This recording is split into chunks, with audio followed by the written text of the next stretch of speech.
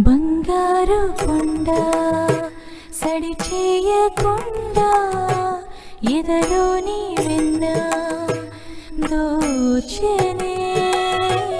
ఈ చోటు లాగే దోబుచుల